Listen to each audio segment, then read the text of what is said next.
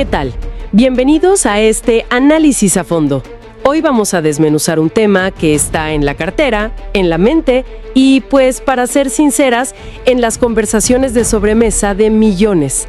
Los programas sociales en México y, en particular, el futuro de las pensiones. Así es, porque más allá de las cifras y los calendarios de pago, que por supuesto importan, lo que realmente define el juego a largo plazo es la filosofía que los impulsa.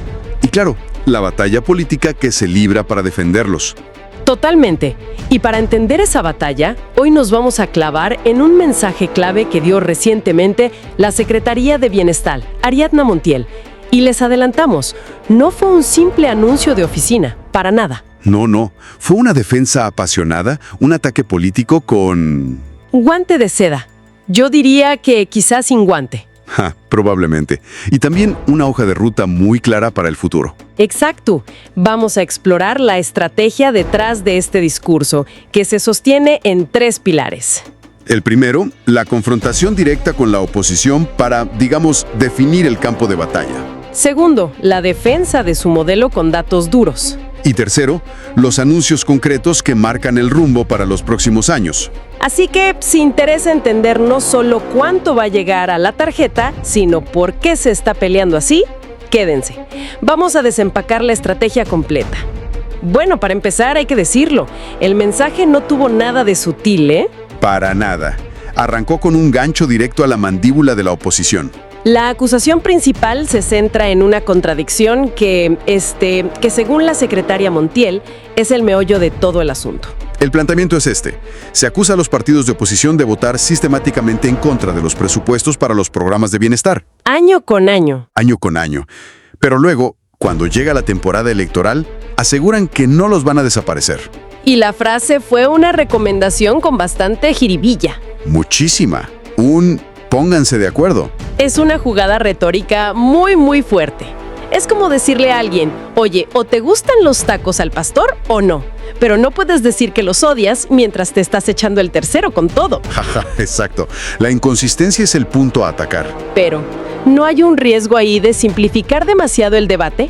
Digo, ¿de reducir años de políticas públicas a una sola votación? Es un riesgo, sí, pero es un riesgo calculado. La táctica es de encuadre político puro. Y muy efectivo, por lo que veo. Muy efectivo. De inmediato establece una narrativa de nosotros, los defensores del pueblo, contra ellos, los indecisos o hipócritas. Y para darle más peso, no se quedan ahí, recurren a la memoria histórica. Cierto. Se citan datos como el supuesto aumento de 9 millones de pobres durante los 12 años de gobiernos del PAN. Y no se detuvo ahí. No. Se trajo a colación aquella famosa y controversial frase atribuida al expresidente Fox. De que a los pobres no les gustaba trabajar. Eso ya no es un golpe bajo, es un golpe directo al inconsciente colectivo, diseñado para resonar con una herida social muy profunda. Precisamente, el objetivo es pintar un cuadro en blanco y negro para el ciudadano. Por un lado, un proyecto político que se presenta como el único garante de estos apoyos. Y por el otro, una oposición que es retratada como una amenaza latente. Alguien que podría quitar el plato de la mesa en cualquier momento. Al enmarcarlo así, ya no es un debate sobre la mejor política pública, sino sobre lealtad y confianza. Y es que esa idea de quitar el plato de la mesa es clave, porque toca la fibra más profunda de lo que están tratando de cambiar. La filosofía misma del apoyo social. Exacto. Y eso nos lleva al segundo pilar. Aquí es donde la discusión se vuelve más ideológica. Se argumenta que la gran transformación, el cambio de paradigma, es que los programas sociales dejaron de ser una herramienta electoral. Se usa la palabra mercancía. Correcto. La idea que se busca instalar es que en el pasado el apoyo social se intercambiaba por lealtad política, un bien que se repartía discrecionalmente para asegurar votos. La famosa política clientelar. Y la contrapropuesta, según este discurso, es que ahora son derechos constitucionales. Se repite hasta el cansancio la frase «son del pueblo de México», buscando desvincularlos de cualquier partido o gobierno en turno. Es un intento por blindarlos, por sacarlos del campo de batalla electoral. Y aquí hay un concepto que es el eje de todo, el paso de la focalización a la universalidad. Ah, explícanos eso un poco más. Antes, la lógica era identificar a las familias más pobres, hacer estudios socioeconómicos y decidir quién calificaba. Un proceso que, según argumentan, se prestaba a la discrecionalidad. El clásico déjeme ver si aplica, que podía depender del humor o del color político del funcionario en turno. Justamente, la nueva política es universal para ciertos grupos. Todos los adultos mayores a partir de cierta edad, todos los estudiantes de primaria, etc. Reciben el apoyo sin importar su condición económica. Y el insight clave aquí no es solo la justicia social, sino la eficiencia política. ¿Eficiencia política? ¿A qué te refieres? Un programa universal crea una base de apoyo mucho más amplia y leal que uno focalizado. Elimina la fricción y el resentimiento de quienes quedan justo fuera del umbral. Y convierte a millones en defensores del sistema. O sea, es más difícil quitarle un beneficio a todo el mundo que a un pequeño grupo. Políticamente, el costo de revertirlo se vuelve altísimo. Suena muy bien en el papel. Universalidad, dignidad, derechos. Pero aquí viene la pregunta del millón, la que siempre sale. ¿Y el dinero?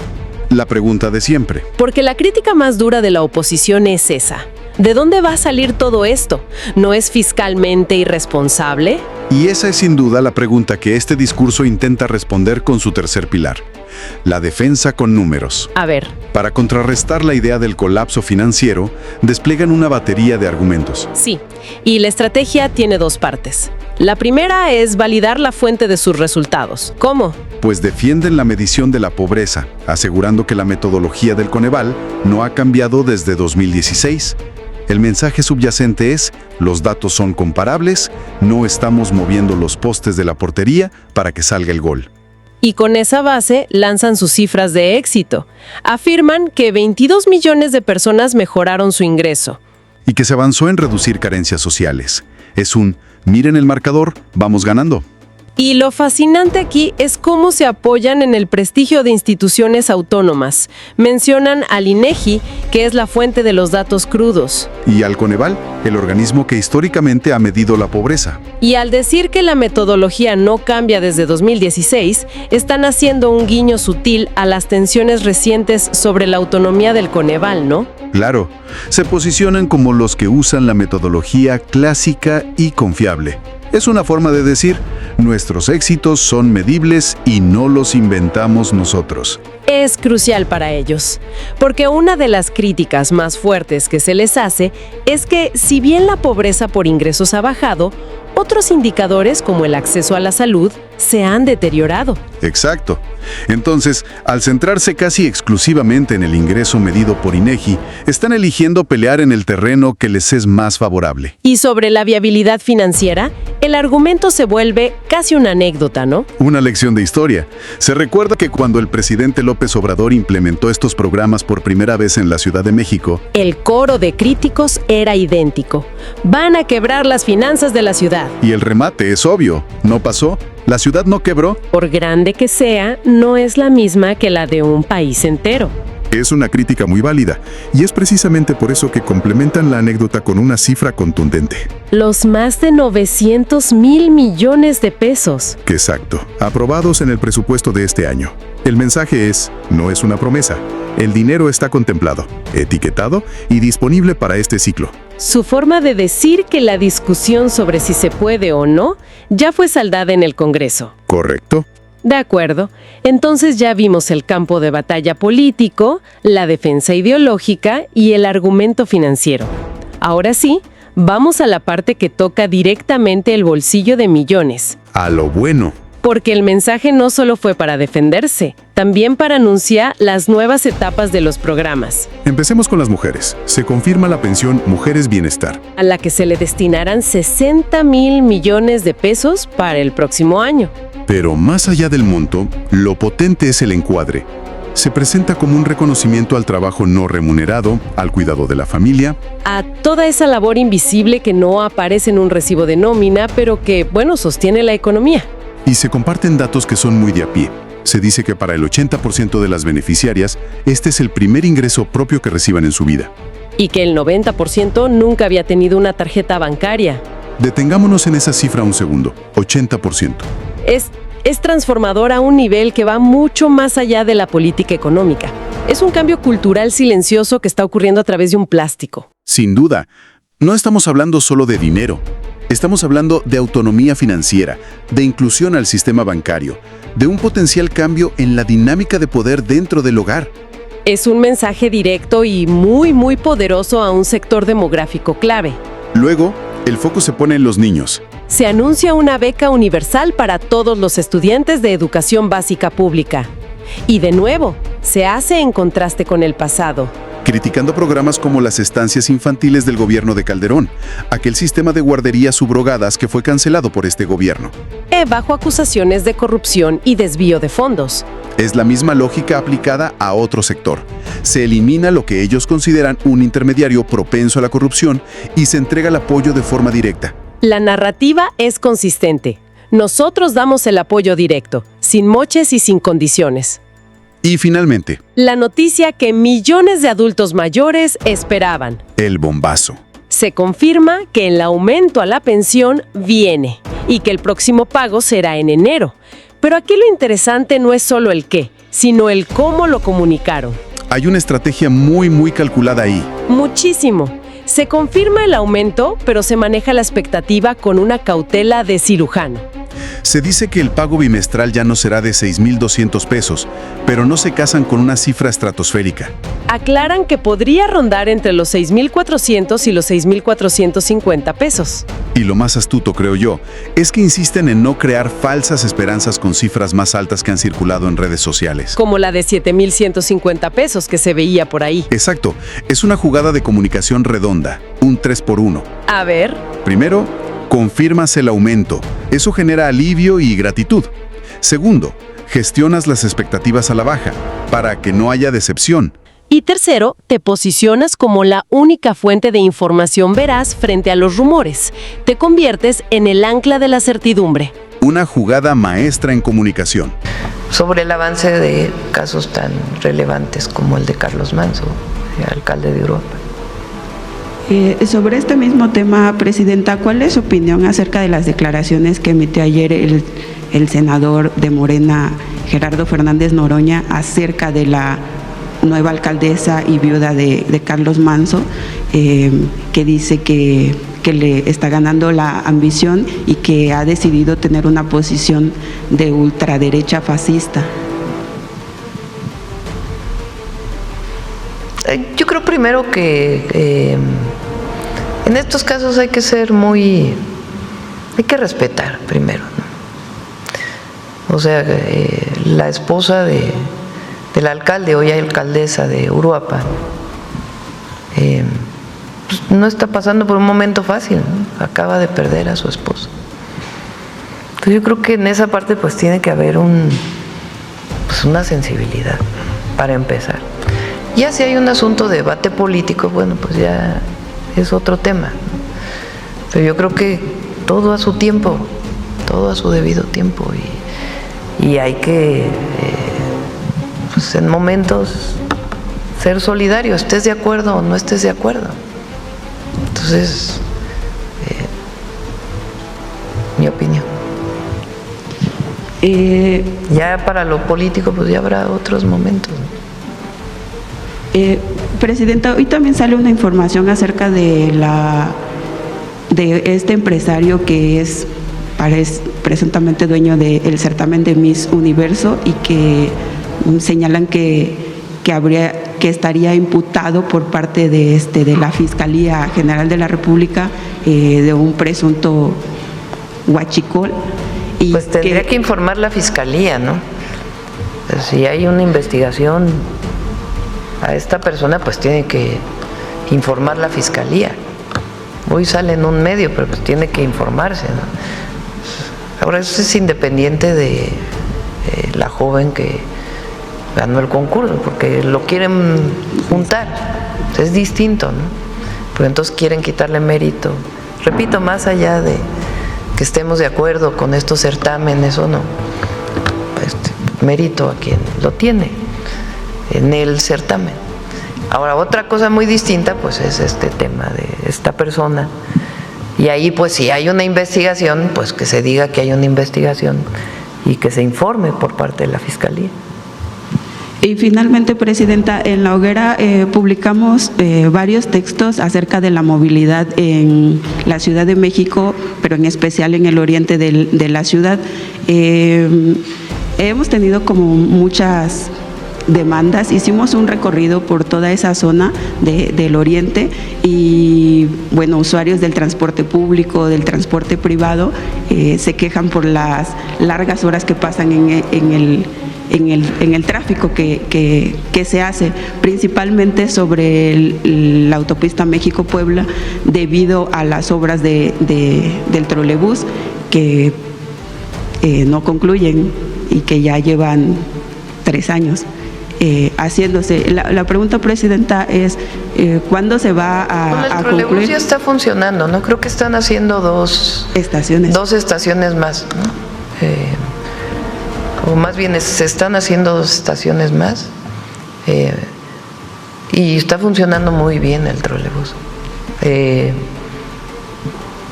Es un proyecto muy bonito, porque es un segundo piso donde van trolebuses, transporte eléctrico, se toma en Chalco o las distintas municipios y puedes hacer la transferencia en la línea A del metro o te sigues hacia Ermita Iztapalapa y llegas a la transferencia de la línea 7, creo que es esa, ¿no? La de Constitución de 1917. La línea 8, Constitución de 1917. Y de ahí te puedes mover en metro por toda la ciudad. Y ya tiene, o sea, te puedes seguir incluso en el trolebús hasta Mixcoac. Entonces, está funcionando, por lo que me han informado, muy, muy bien. Y bueno, ya el tema del tránsito sobre la Puebla y Zaragoza, ¿no? Que es, sí. Se tiene ahí y vamos a ayudarle a la jefe de gobierno a mejorar la línea A del metro. La línea A del metro va sobre Zaragoza. A todos los que me oyen desde otros estados, pues es que fui jefa de gobierno, por eso me la sé. Zaragoza, calzada Zaragoza, que es por la que entras de la México-Puebla. La México-Puebla puedes irte hacia Ermita o puedes irte hacia Zaragoza. Y Zaragoza pues es una avenida que es así. ¿Por qué es así? Pues por los hundimientos diferenciales que hay en esa zona de la ciudad por la sobreexplotación del acuífero. Entonces, eso ha generado problemas en la línea A del metro. Entonces vamos a ayudar, y entonces va muy despacito la línea A.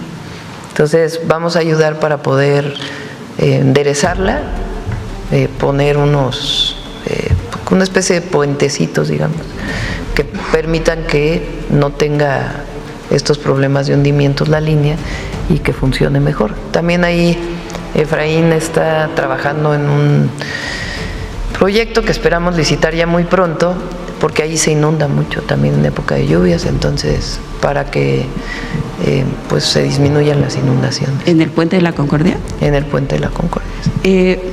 Una de las demandas que nos hacían ver ese día que hicimos los recorridos era que no solamente era que sí funciona el trolebús, sino más bien para el servicio que va sobre la autopista y el confinamiento que se está haciendo de ese espacio que detiene el tráfico y deja a muchas personas varadas durante al menos 40 minutos en un tramo de solamente 5 kilómetros.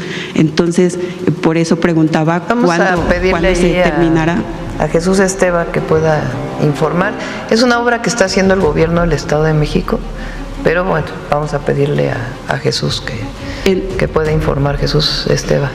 En esa parte a la llegada, o sea, viniendo desde Chalco hacia la Ciudad de México, a la llegada del Puente de la Concordia, antes existía 2 carriles que eran laterales, que pasaban por la parte de abajo donde se dio ese lamentable episodio con la pipa, y ahora están clausurados. ¿Esos ya permanecerán ahí clausurados o se van a volver a abrir o solamente el tránsito va a quedar sobre? No llego hasta, mi información no llega hasta allá ahora, pero con gusto le pido a Jesús Esteva que pueda informarles a todos y en particular a ti, para saber si esos se van a quedar cerrados o no.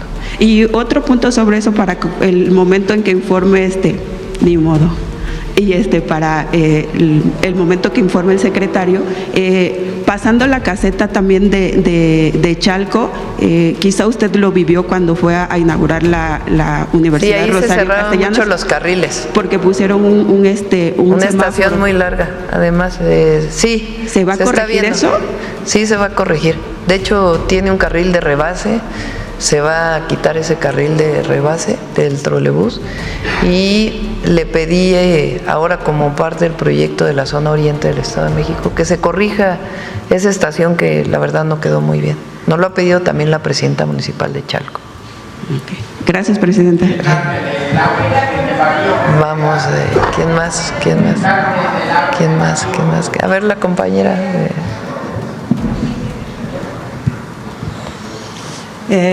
Buenos días, Presidenta. Anginia de Le Monde. Ahora que la ley en materia de desaparición forzada fue reformada con la creación de nuevas bases nacionales de información, el Gabinete de Seguridad podría publicar el número de personas desaparecidas, como lo hace con los homicidios, para saber si hay aumento, si hay una disminución y cuántos ha sido localizada.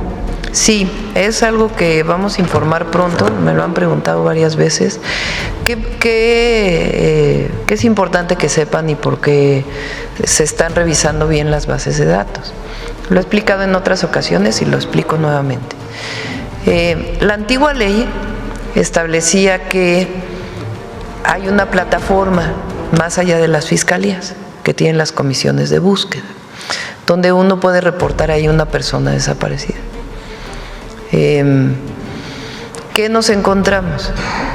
Que esos reportes de esa plataforma, muchos de ellos no están completos, incluso en algunos casos ni el nombre completo de la persona está.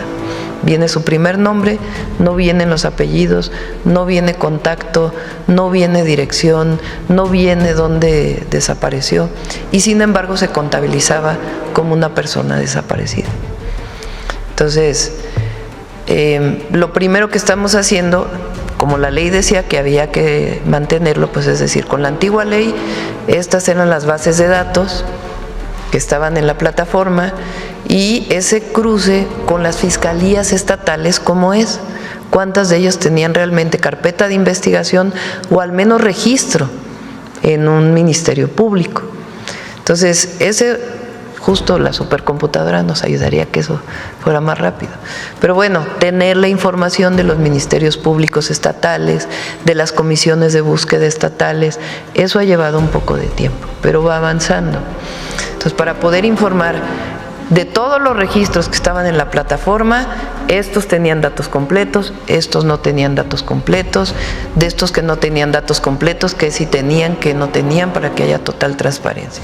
Esa es una primera parte. Lo segundo es cuánto de ello tiene carpeta de investigación. Si hay una persona desaparecida, ¿quién denunció directamente ya al Ministerio Público para que se abra una carpeta? Y son distintas, entonces que podamos informar cuántas carpetas de investigación hay. La nueva ley lo que nos faculta es que pueda haber búsquedas administrativas de esa información. Eso está ayudando mucho la Agencia de Transformación Digital. Entonces, de las personas desaparecidas, por ejemplo, ya podemos preguntarle al INE, como pregunta, ¿esta persona que está reportada como desaparecida hizo algún trámite de credencial de lector posterior a su desaparición? Y el INE nos contesta sí o no. Si contesta que sí, entonces pedimos a la familia, si es que se contacta a la familia, si podemos tener acceso al dato de la dirección, y va y se busca a la persona en la dirección. Eso por un lado. Entonces esa parte ha tenido su complejidad, pero lo estamos atendiendo. De los datos nuevos de personas desaparecidas, la nueva ley establece claramente que si son ciertos días es no localizada, si son otros días ya es desaparecido, y si es desaparecido tiene que haber carpeta de investigación.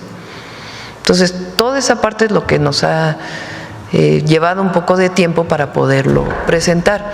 Las fiscalías no reportan diario si hay casos de desaparecidos, y si lo reportan, pues tiene que haber un tiempo para que sea no localizada, que haya la alerta y que después ya se considere como persona desaparecida. Y de esas, ¿cuántas estarían vinculadas con algún asunto de la delincuencia organizada?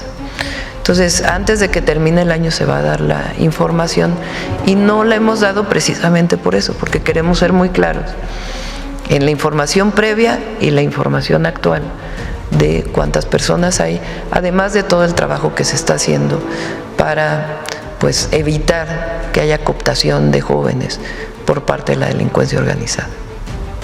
Sí, era la siguiente pregunta, porque la política social y educativa para que los jóvenes no ingresen al narcotráfico, como México lo está haciendo, es recomendado por organismos como la ONU, pero cuando los jóvenes son obligados a trabajar para la delincuencia organizada, como se sabe que ocurre con el reclutamiento forzado, ¿qué se pretende hacer ahí?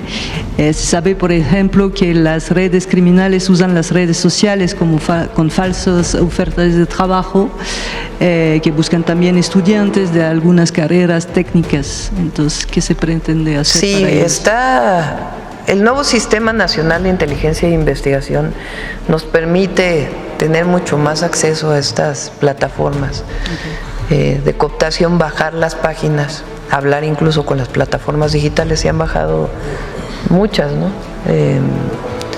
Pasamos el dato de cuántas se han bajado, y además se está trabajando en el alertamiento, que tiene que ver también con las nuevas leyes.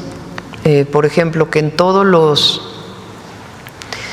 no se llaman CETRAM, sino las estaciones de transporte foráneo, interurbano, cuando vas a comprar un boleto de camión para ir a otro lugar, en algunos estados en particular donde sabemos que pueden haber riesgo de cooptación de algún grupo criminal, ahí se está obligando a las empresas a que reporten y que tengan información de quién va, que se pida la credencial de lector necesariamente para poder subir un autobús, en fin, varias medidas de alertamiento para que si hay el reporte de una persona no localizada, pues de inmediato se alerte todo el país para que pueda ser localizado en determinado punto.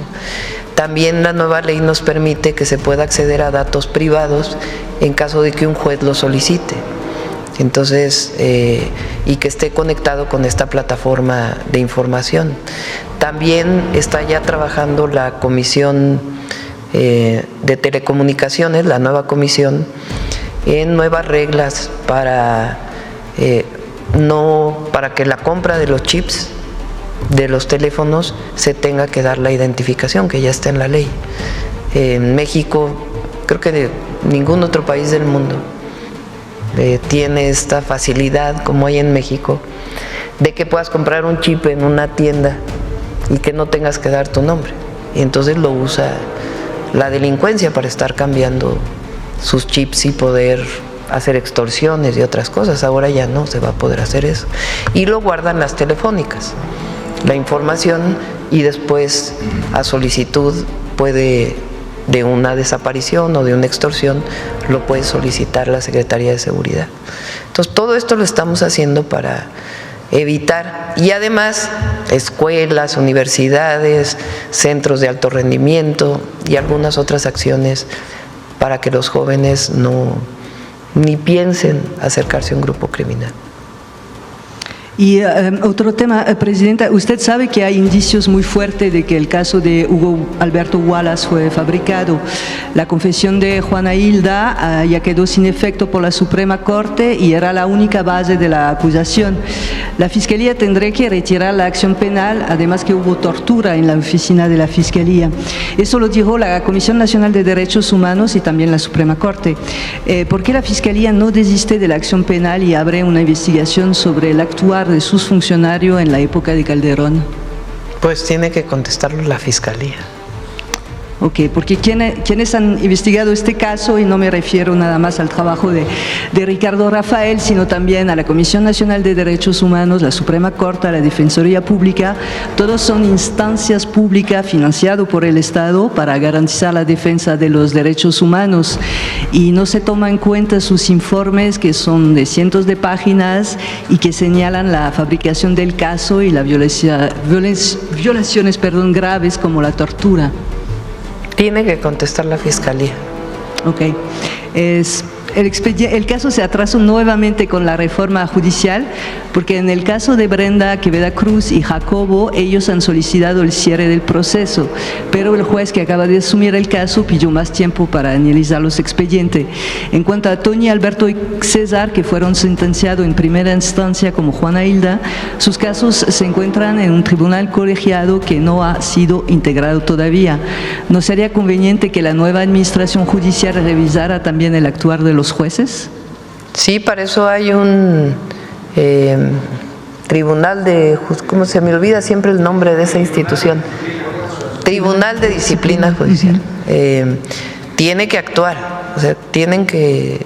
El Poder Judicial, el nuevo Poder Judicial tiene una enorme responsabilidad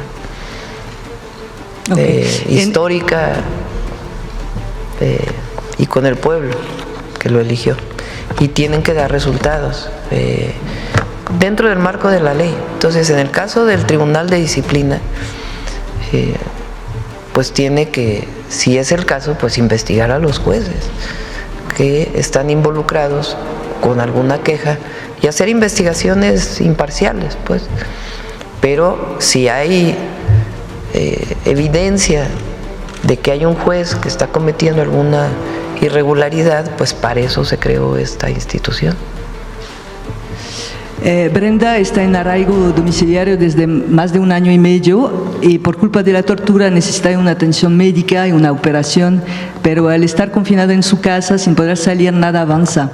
¿No se podría revisar sus medidas cautelares para permitir que reciba el tratamiento, que es un tratamiento muy importante?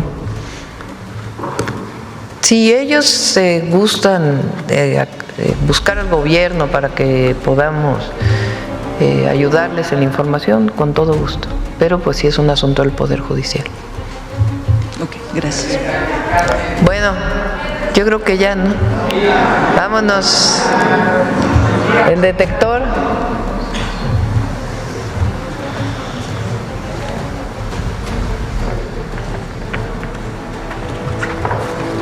Con su permiso, Presidenta, buenos días a todas y todos.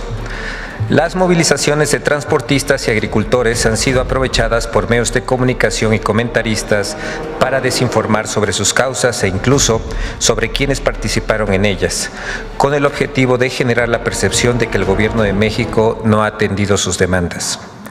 Por otro lado, el hecho de que 13.5 millones de mexicanos hayan salido de la pobreza y que diversos organismos internacionales hayan reconocido esta hazaña parece molestar a algunos comentócratas que, desconociendo las voces internacionales, mienten diciendo que este acto de justicia social se debe al INEGI. Veamos el video del detector de mentiras de esta semana.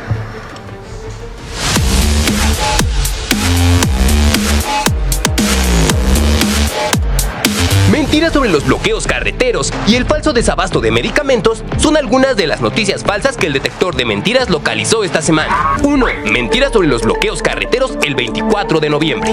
El 25 de noviembre, medios impresos, electrónicos y digitales publicaron 59 notas de los bloqueos en carreteras registrados el 24 de noviembre, de las cuales 16 contienen información falsa. En los 6 principales periódicos de circulación nacional, 14 columnas abordaron el tema tema de los bloqueos, de las cuales 5 contienen falsedades. A. Bloqueos a carreteras fueron por falta de atención a las demandas de agricultores y transportistas. Este lunes, ambos bandos bloquearon 29 puntos en al menos 20 estados. Exigieron a la presidenta Sheinbaum que los atiendan y que cumplan las demandas que les plantearon desde hace meses. El origen de las protestas es muy claro. Los transportistas piden a gritos seguridad y los campesinos exigen precios justos, básico, que a los productores de maíz les alcance para las tortillas. ¡Mentira! Durante las últimas semanas se han realizado más de 200 reuniones entre autoridades federales y productores para atender sus inquietudes y avanzar en acuerdos, entre los que se encuentran el aumento al precio de garantía del maíz y frijol, así como un precio mínimo para la exportación de tomate fresco. Desde el inicio de la administración, se han llevado a cabo más de 300 reuniones con líderes transportistas y se logró una reducción del 54% en el promedio diario de robos con violencia a transportistas respecto a 2018. Además, el 22 de julio se reforzó el combate a este delito con el inicio de la Estrategia Especial Cero Robos para Carreteras y la Estrategia Balam. B. El gobierno de México amenaza a productores agrícolas y transportistas con iniciar carpetas de investigación por bloqueos. ¡Mentira! En la mañanera del pueblo del 25 de noviembre, la presidenta Claudia Sheinbaum desmintió que su gobierno persiga a productores agrícolas y señaló que no se va a perseguir a nadie por manifestarse. C. En los bloqueos carreteros participaron todas las organizaciones de transportistas y agricultores del país. El megabloqueo a nivel nacional que estamos viviendo por nuestros transportistas y agricultores es solo el principio de lo que viene si la presidenta no resuelve sus demandas. ¡Mentira! Las principales organizaciones transportistas como Canacar, Conatram, Fematrac, Amotac, Antac, Indeco, Temexun y Unicarsoc, entre otras, no participaron en ningún paro o bloqueo. 2. Hospitales del IMSS Bienestar en el Estado de México no tienen medicamentos. Sus hijos recién nacidos están enfermos, pero los hospitales no tienen lo necesario para atenderlos. Es la situación que madres y padres enfrentan día a día en el Valle de Toluca. ¡Mentira! El IMSS Bienestar desmintió el 19 de noviembre que exista desabasto de medicamentos en las unidades del Estado de México. Aclaró que a través de las rutas de la salud se garantiza el suministro y que actualmente el abasto es del 90%. El 24 de noviembre comenzó la tercera entrega de los kits de medicamentos e insumos médicos con el programa Rutas de la Salud, el cual entregará más de 16 millones de medicamentos en 637 hospitales del país. 3. La caída de la pobreza en México es porque se desapareció el Coneval. La caída de la pobreza es porque el gobierno desapareció el Coneval, la institución independiente que hacía la medición de la pobreza y que ahora las cifras las hace el propio gobierno a través del INEGI, encabezado por una morenista. ¡Mentira! La medición de pobreza multidimensional 2024, publicada por el INEGI, conserva los mismos principios conceptuales y metodológicos de sus ediciones previas, del 2016 al 2022, realizadas por el Coneval. La Ley General de Desarrollo Social obliga al INEGI a regirse por el principio de independencia, objetividad, transparencia y rigor técnico. Entonces, después de este recorrido, ¿qué nos deja este mensaje? Queda claro que no fue solo un informe de actividades. Para nada. Fue una declaración de guerra política, una defensa ideológica de un modelo de bienestar. Y sobre todo, una promesa de que este camino no solo continúa, sino que se acelera. Y si conectamos esto con el panorama general, nos deja una reflexión importante. El discurso insiste una y otra vez en que estos programas, al ser constitucionales, ya son del pueblo. Que están blindados. Si esta idea se consolida de verdad en la mente de la gente, la pregunta es, ¿podría algún gobierno futuro, sin importar su color político, modificar o eliminar estos programas sin pagar un costo político impagable? Es una pregunta muy potente. Estamos presenciando en tiempo real la creación de un nuevo piso social permanente en México. Un conjunto de derechos que se podrían volver tan fundamentales en el contrato social como la educación pública o el derecho a la salud. Podría ser. Y las implicaciones para el futuro del debate político y, sobre todo, fiscal en el país son enormes. Se está redefiniendo la base sobre la cual se discutirá cualquier política pública en las próximas décadas. La pregunta que queda en el aire es si de verdad esta estrategia de universalidad es el camino correcto a largo plazo, o si los programas sociales deberían ajustarse de alguna manera. Es un debate fascinante. Deben ser universales e intocables. Si este análisis a fondo les pareció útil y quieren más contenido como este para entender las estrategias detrás de las noticias, no olviden suscribirse al canal, dejarnos un like y compartirlo. Ayuda muchísimo a que sigamos descifrando juntos estos temas tan complejos y tan importantes para todos.